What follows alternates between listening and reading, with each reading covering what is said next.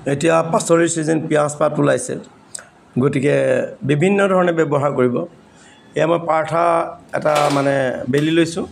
পাৰঠা আটা কেনেকৈ মাৰিব লাগে আপোনালোকে জানে সেইটো আৰু মই দেখুৱাই নাথাকোঁ এয়া পনীৰ আৰু পিঁয়াজ পাত তেলত জিৰা দিলোঁ তাৰপিছত আপোনাৰ পিঁয়াজ পাত দিলোঁ আৰু সেইখিনি ভাজি নিমখ হালধি মছলা আপুনি যি দিয়ে দিব কেঁচা জলকীয়া দিব আদা খালি নিদিব টেষ্টটো বেয়া হয় তাৰপৰা পনীৰখিনি আপুনি এনেকৈ ভাঙি হাতেৰে দিব অলপ দেৰি 5 মিনিটমান লৰোৱাৰ পিছত ঢাকোন মাৰিব নালাগে হৈ গ'ল আৰু এতিয়া সেই কাঠটো লগাই মই আপুনি দেখিছেনে ট্ৰাইংগল শ্বেপত তেনেকৈ ফিলিংছটো দিছোঁ এবাৰ কৰি পিনে এইটো ধুনীয়াকৈ ছাইডকেইটা আপুনি এই কাষলৈ আপুনি নথ'ব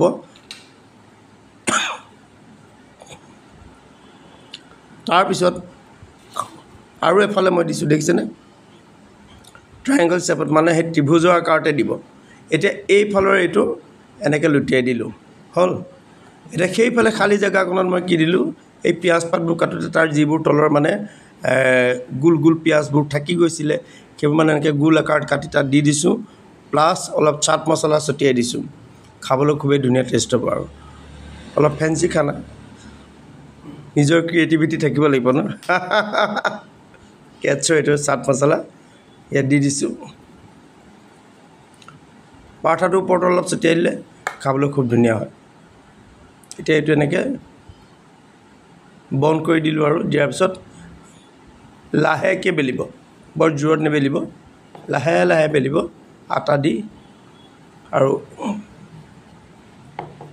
কাষকেইটা একদম ধুনীয়াকৈ পাতলা কৰি দিব এতিয়া টাৱাত ৰিফাইনটো মোৰ কাৰণে বেয়া এই ঘি দি আৰু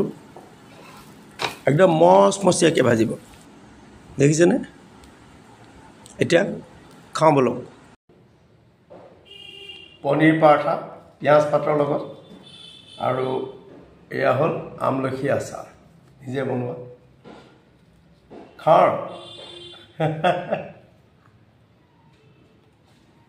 আজি ডিউটি নাই গতিকে অলপ কাহে জোৰলা কৰিছেতো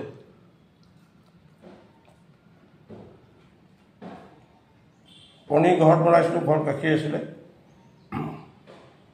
এনেকৈও কেতিয়াবা বনাই খাই ভাল লাগে সদায় পনীৰ কি আপুনি চব্জি বনাই থাকিব আমলখি আচাৰটো মোৰ ইমানেই ধুনীয়া হৈছে নহয় কি ক'ম